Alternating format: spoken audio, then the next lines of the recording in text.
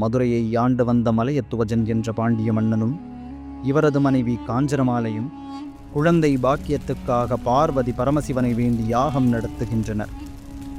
மனமிறங்கிய பார்வதி தானே 3 வயது பெண் குழந்தையாக நெருப்பில் இருந்து வந்து காஞ்சனமாலையின் மடியில் வந்து விழுகிறாள். குழந்தையை பார்த்து மகிழ்ந்து போன அரசனும் அரசியும் அந்த குழந்தை 3 தனங்களுடன் இருப்பதை பார்த்து அதிர்ச்சி அடைகின்றனர். அப்போது வானில் தோன்றிய அசரீரி, இவளை ஓர் ஆண் பிள்ளை போல வளர்த்து பட்டத்திராணியாக முடிசூட்டுங்கள். மணப்பருவம் வந்தவுடன் அவளது 3வது தனம் மறைந்துவிடும் என்கிறது. ஆணுக்கு நிகரான அனைத்து வகை போர்க்கலைகளையும் கற்றுத்தேர்கிறார் மீனாட்சி. மதுரையின் அரசியாக மங்கையர்க்கரசி மீனாட்சிக்கு பட்டாபிஷேகம் நடக்கிறது. 3 தனங்களுடன் பிறந்த மீனாட்சி எந்த மன்னனை பார்க்கும்போது ஒரு தனம் மறைகிறதோ அவரையே திருமணம் செய்து கொள்வார் என்று மலையத்துவஜ பாண்டிய மன்னன் கூறுகிறார். பட்டாபிஷேகத்துக்கு பிறகு மதுரையிலிருந்து படையுடன் கிளம்பி ஒவ்வொரு திக்கிற்கும் சென்று போர் தொடுக்கிறார் மீனாட்சி. பூமியில் உள்ள ஒவ்வொரு மன்னனையும் வெற்றி கொள்கிறார். அவ்வாறு கிழக்கு திசையில் அவர் சென்றபோது அமராவதி நாட்டின் மன்னனான இந்திரன் மீனாட்சியுடன் போர் செய்கிறார். ஆனால் மீனாட்சியின் வீர பராக்கிரமத்திற்கு ஈடு கொடுக்க முடியாமல் பணிகிறார்.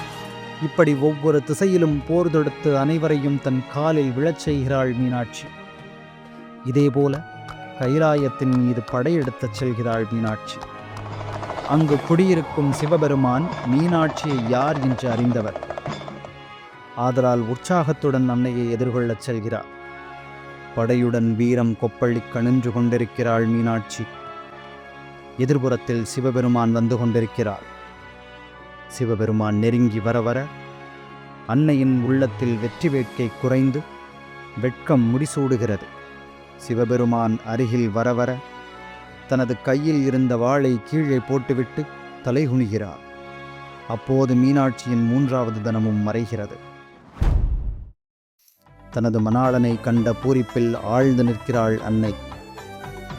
அப்போது சிவபெருமான், அங்கையர்க்கண்ணியே, நீ என்று மதுரை எம்பதியை விட்டு படையுடன் கிளம்பினாயோ அன்றே நானும் உன்னை பின்தொடர ஆரம்பித்து விட்டேன்.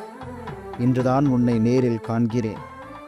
இனிமேல் நீயே என் துணைவி என்று கூறவே அன்னையின் முகம் வெட்கத்தால் சூரியனை போல சிவந்தது. அன்றே அன்னையின் கரம் பிடிக்கிறார் எம்பெருமான். மீனாட்சி மற்றும் சிவன் திருமண பந்தத்தில் இணைந்தனர். மதுரை நகரம் அன்று முதல் புனித இடமாக மாறியது. அந்த திருமணம் சாதாரண நிகழ்வு அல்ல, அது உலகம் முழுவதும் மொழியை பரப்பியது. அந்த நாள் முதல் மதுரை என்பது வெறும் நகரம் அல்ல, அது உயிர் கொண்ட ஒரு தெய்வீக ஊராயானது. மீன்களின் கண்கள் இமையில்லாமல் இரவும் பகலும் விழித்து கொண்டிருப்பது போல தேவியும் கண்ணை இமைக்காமல் உயிர்களை காத்து வருகிறார். நாள் கடந்தாலும் நூற்றாண்டுகள் தாண்டினாலும் மீனாட்சி அம்மனின் ஒளி குறைந்ததில்லை.